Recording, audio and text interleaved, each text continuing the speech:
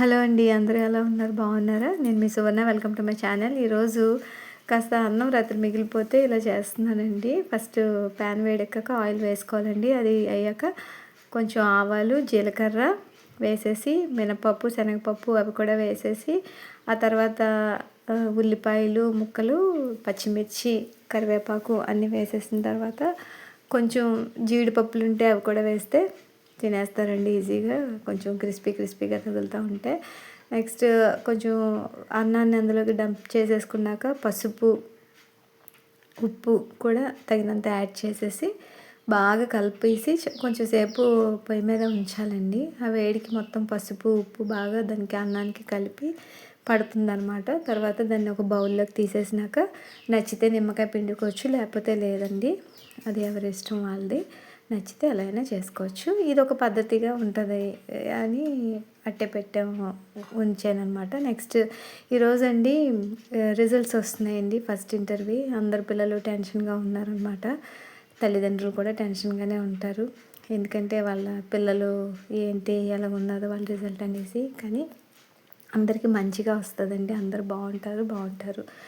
అసలు పిల్లలకి ఏంటంటే ముందు నుంచి కౌన్సిలింగ్ అనేది ఎప్పటికప్పుడు ఇస్తూ ఉండాలండి. మనం పిల్లలు ఏంటంటే వాళ్ళు టీనేజ్లోకి ఎంటర్ అయిన తర్వాత వాళ్ళకి ఏం కావాలనేది తల్లిదండ్రుల బాధ్యత కూడా ఉంటుందండి.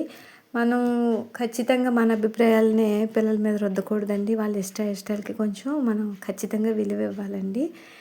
పిల్లలు 10th వరకు ఏంటంటే 2 తన్నైనా చేస్తాం, తాపులైనా 2 పడేసి 10th వరకు మాత్రం ఖచ్చితంగా బేసిక్ ఎడ్యుకేషన్ అనేది మనం తల్లిదండ్రులుగా ఇవ్వడం మన బాధ్యత. ఇంటర్ ఫస్ట్ ఇయర్ నుంచి మాత్రం వాళ్ళు ఏది ఎంచుకుంటే అందులో వాళ్ళు చక్కగా ఫ్లరిష్ అవుతారండి. వాళ్ళు ఉన్నతంగా ఎదగడానికి అనేది వాళ్ళ అభిప్రాయాలకి మనం ఖచ్చితంగా విలువ ఇవ్వాలండి. అలాగే చెడు స్నేహాలకి నెక్స్ట్ ఈ లవ్ అఫైర్స్ అని ఇలాంటివన్నీ కూడా ఏంటంటే ఖచ్చితంగా అవాయిడ్ చేయాలండి పిల్లలకి. అలా చేయాలని అంటే పిల్లలకి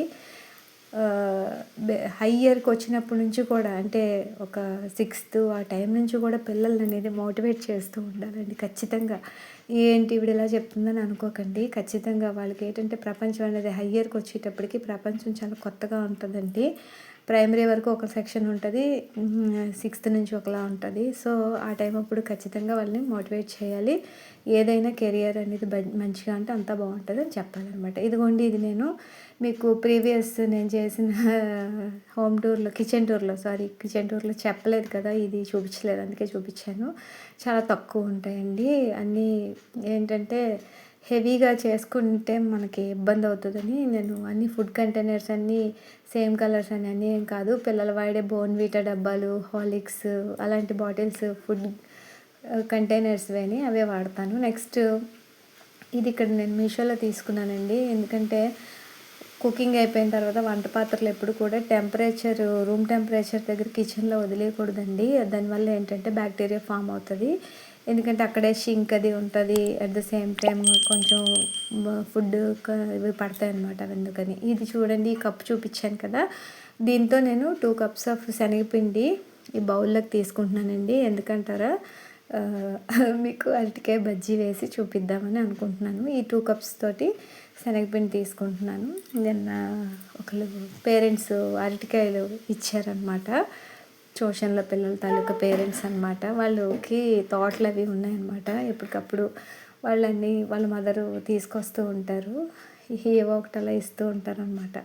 సో ఈరోజు సాటర్డే కదా, హాఫ్ డే. ఇంకా మధ్యాహ్నం టిఫిన్లోకి కొంచెం బజ్జీలు ఉంటాయి. నెక్స్ట్ కర్రీలోకి ఇప్పుడు కొంచెం బజ్జీలు వేసేద్దామని చెప్పేసి చేస్తున్నాను అనమాట.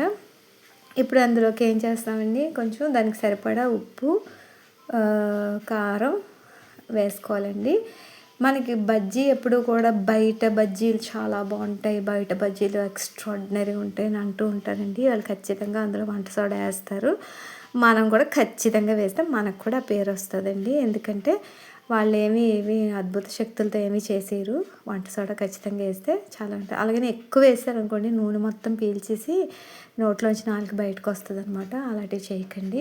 ఏదో చిటికెడు కన్నా కొంచెం ఎక్కువే పడుతుంది. వేసేసినాక దాన్ని అలాగ బజ్జీల తాలూకా అవి ఉంటాయి కదా, ఆ పీసెస్ ఉంటాయి కదా, అరటికాయ తాలూకా ముక్కలు వాటిల్లో డిప్ చేయడానికి వీలుగా కొంచెం పలుచగా కలుపుకోవాలండి. అలాగని ఎక్కువ నీళ్ళు పోసారనుకోండి చాలా చాలా దీనిగా వస్తాయన్నమాట. బజ్జీలు నూనె పీల్చేస్తాయన్నమాట. నీళ్ళ శాతం ఎక్కువగా అయిపోకూడదనమాట. ఇలా ఈ కన్సిస్టెన్సీలో అంతా ప్రిపేర్ చేసుకున్న తర్వాత నేను అవి ఓ పక్కన పెట్టేసి కాసేపు వదిలేయాలండి. ఇప్పుడు అరటికాయలు కూడా కోసి చూపిస్తాను. ఇలాగ ఏంటంటే కెరీర్ గురించి మనం మాట్లాడుకుందాం. ఇప్పుడు పిల్లలు ఏంటంటే వాళ్ళ కెరీర్‌కి ముఖ్యంగా మనం 10th నుంచి వాళ్ళకి ఇంపార్టెన్స్ ఇచ్చినట్లయితే వాళ్ళు ఖచ్చితంగా మనతోటి మాట్లాడే విధంగా చూసుకోవాలండి. వాళ్ళకి ఎక్కువగా వాళ్ళు చెప్పేది మనం వినగలగాలండి. నువ్వేటి చెప్తావు, నేను చెప్పిందే నువ్వు విను అంటే అవ్వదండి. వాళ్ళని దగ్గర కూర్చోబెట్టుకొని వాళ్ళతో ఖచ్చితంగా మనం మాట్లాడాలి. వాళ్ళకి ఒక మంచి ఫ్రెండ్‌గా అనిపించాలండి. లేదు నువ్వు చచ్చిన కుక్కలాగా నేను చెప్పిందే విను అని అంటే అవ్వదు. ఎందుకంటే మనం అవన్నీ దాటొచ్చిన వాళ్ళమే కదా! మనం కూడా. అందుకని ఇప్పుడు మీరు అరటికాయలు ఎప్పుడైనా కోసేటప్పుడు మీకు చిన్న టిప్ అండి. అరటికాయలు కోసేటప్పుడు మనకి చేతులకి చాలా గ్రీజీగా అంటుకుంటుంది కదా! అది అంటుకోకుండా ఉండాలి అంటే నెక్స్ట్ మనం ఆ తొక్కలు అవి తీసేసి పడేస్తాం కదా ఒక ప్లేట్‌లో. గట్ల మీద అది పడేయకండి, జిడ్డు జిడ్డుగా అయిపోతుంది. అదే బంకగా అవుతుంది. అలా కాకుండా ఉండాలంటే కొంచెం ఆయిల్ చేతికి ఇంత రాసుకొని ఆ ప్లేట్ ఏ తొక్కలు ఏ ప్లేట్లో పడేస్తామో ఆ ప్లేట్లో కొంచెం ఆయిల్ ఇలాగా మొత్తం స్ప్రెడ్ చేసేయండి. సో వెంటనే మీరు స్క్రబ్బర్తో సబ్బు పెట్టేసి క్లీన్ చేసేస్తే వదిలేస్తుంది అనమాట. చేతులకు కూడా ఏమంటుకోదు అనమాట. ఇప్పుడు ప్యాన్ ఏమో పొయ్యి మీద పెట్టేసి ఆయిల్ వేసేసాను. అది బాగా వేడెక్కిన తర్వాత బజ్జీలు కూడా వేసేసానండి.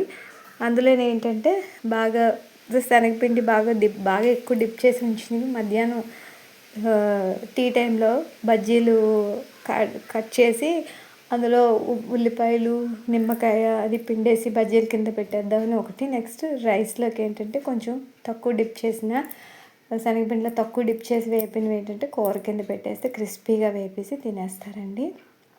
సో అందరూ కూడా చక్కగా అందరికీ మార్కులు చక్కగా రావాలండి. వైలెంట్ డెసిషన్స్ ఎవరు తీసుకోకూడదు.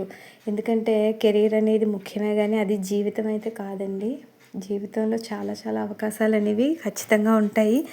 ప్రతి పిల్లలకి మనం ఆ ధైర్యాన్ని అయితే ఇవ్వగలగాలండి. ఒక ఎగ్జామ్ పోయినంత మాత్రాన జీవితంలో ఇంకేది అవకాశం లేదని మాత్రం దయచేసి ఎవ్వరు కూడా అనుకోకండి.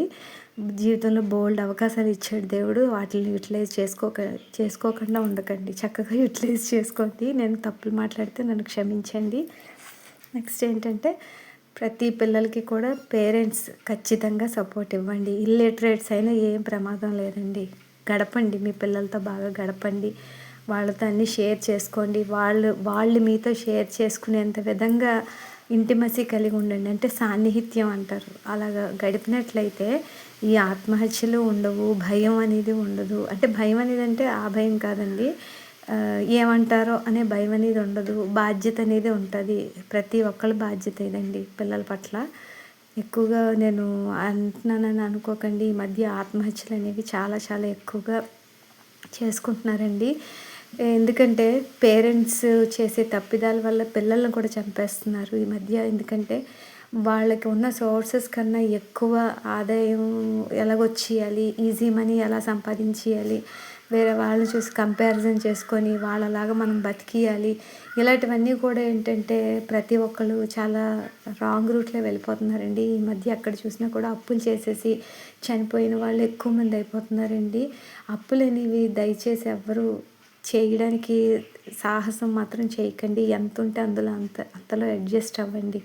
అంతేగాని అప్పు చేసేసి తెచ్చుకొని ఆ తర్వాత దాన్ని తీర్చలేక పసి ప్రాణాలను కూడా తీసేస్తున్న క్రూరమైన స్వభావం గల పేరెంట్స్ని ఈ మధ్య మనం చాలామందిని చూసామండి. అది ఎంత నరకం అండి. ఆ పిల్లలకి ఆ చనిపోయే స్థితిలోకి వాళ్ళని నెట్టేస్తున్నారు కదా, అది ఎంత తప్పు అండి. ఏమంటే మా పిల్లల్ని మేమే చంపుకుంటామంటే ఎవరిచ్చారు మీకు హక్కు అలా చంపడానికి? అలా చేయకూడదండి. అవన్నీ చేయాలని అంటే భార్యాభర్తలు ఇద్దరు కూడా ఒళ్ళు దగ్గర పెట్టుకొని వాళ్ళకి ఎంత సంపాదన వస్తుందో అంత సంపాదనలో వండినంత మాత్రాన, వాళ్ళు ఉన్నంత మాత్రాన ఎవరు కూడా వాళ్ళని ఎగతాళి చేయరండి. నీ బ్రతుకు నీది, నువ్వెంత చక్కగా నువ్వు ఉన్నదానిలో నువ్వు బ్రతుకు, అప్పుడు ఇంకా గౌరవంగా ఉంటుంది. అప్పు చేసిన వాడికి ఎప్పుడూ కూడా చాలా చులకనగా చూస్తారండి. ఆడేటి అప్పుల్లో పడి దేబ్రిస్తున్నాడు అని అంటారు. అందుకని ఎప్పుడు అప్పు మాత్రం చేయకండి. మీ పిల్లల్ని ఆ రాక్షసంగా చంపీకండి. నెక్స్ట్ అక్క చెల్లెళ్ళకి, ఇంకా తోటి మహిళామణులకి అందరికీ నేను చేసే రిక్వెస్ట్ ఏంటంటే, మీ భర్తల్ని ఎప్పుడూ కూడా నువ్వు ఇంతే సంపాదిస్తున్నావు, ఇది సరిపోదు, ఇంకా కావాలి, ఇంకా కావాలని రాక్షసంగా హింస పెట్టకండి. ఎందుకంటే వాళ్ళు ఆ ప్రెజర్‌తో ఏం చేస్తారంటే ఖచ్చితంగా అప్పులు చేస్తారు. ఆ తర్వాత చంపేసేది ఏంటంటే భార్యని, పిల్లల్ని చంపేస్తారనమాట. ఇలాంటివి దయచేసి ఎవరు కూడా ఎంకరేజ్ చేయకండి. మీకు ఎంతలో ఉంటే అంతలో హ్యాపీగా ఉండండి. ఇప్పుడు మా ఇంట్లో ఎవరు కనిపించరండి. ఎందుకంటే వీడియో తీస్తున్నాను కదా, ఎక్కడోళ్ళు అక్కడ పరారైపోతారు. అస్సలు ఎవ్వరు కనిపించరు. ఇలా నేను ఒక్కదాన్ని తిరుగుతూ ఉంటానన్నమాట వీడియో తీసుకున్న తర్వాత.